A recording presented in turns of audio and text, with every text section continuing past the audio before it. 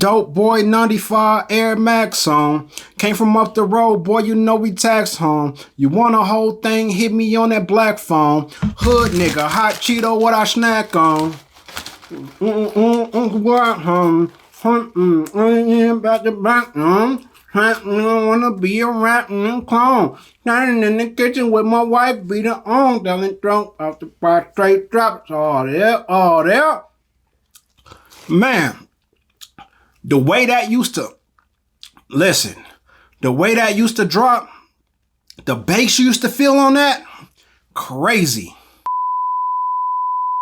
A number of weeks back now, I did a video about young men needing men of quality in their lives in order to be successful in life. I shared a few comments with a brother about 10 years younger than me who owns his own business cleaning golf carts. He told me that he didn't know any real successful black men other than his mechanic who gave him a few good tips. He said he would get a lot of his advice from his customers.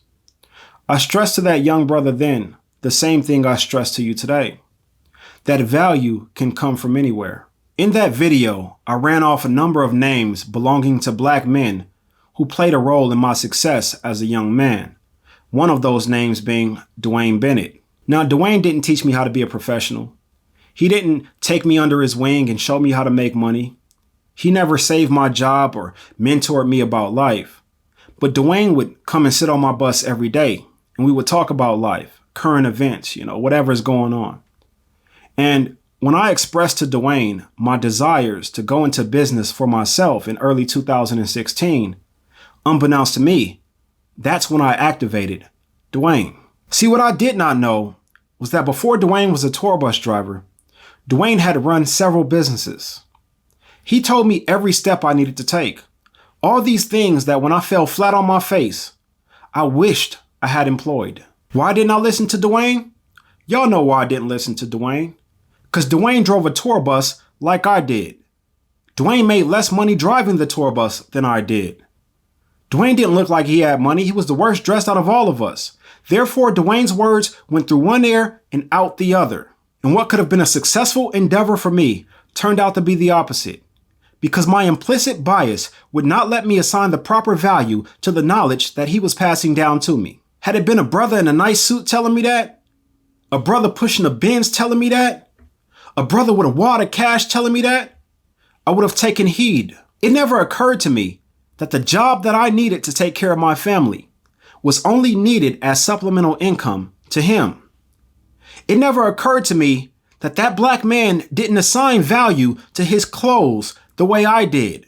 It never occurred to me that the lesson my cousin Kiana tried to give me about a car only needing to get you from point A to point B was also being applied by Dwayne in real life. I would pull up and park my clean ass Suburban next to his beat up ass whatever the fuck. I tell y'all this because we all have implicit biases. And if we're not cognizant of that, they can affect us negatively. A lot of you have shown me yours in the comments, whether you know it or not. It's funny because when I used to listen to The Breakfast Club a lot, they had this game they would play, this segment called Guess What Race It Is. And this game implores the listener to call on their implicit bias in order to come up with an answer for the story they just heard. And I have to admit, I enjoy playing that game. Hell, I'm pretty good at it. And I think some of you guys would be good at it also. Because when you look at my youthful appearance and you assume that I'm not experienced enough to speak on a subject, or when you discredit someone's ability to come up with a viable solution to an issue in their community because they're a rapper, you're calling on your implicit bias also. Again, value can come from anyone. A homeless person may not be able to tell you how to get rich, but knowing the mistakes they made that led to their financial demise may be valuable information that keeps you rich if you get in that position. You never know the knowledge on any given topic that the next man or woman contains. And if you approach them like I did Dwayne and discount their words because of their occupation, their appearance, the type of vehicle they drive, well, who loses in that situation? Do y'all think Dwayne missed out because I didn't listen to him? No, I lost money. I lost time. And yeah, I learned from that. But where I come from, we call that a paid lesson. And you know when a paid lesson really hurts? is when that lesson was just given to you for free. In closing, I started this video with the legendary Bankroll Fresh line. A line that wouldn't exist without hot Cheetos.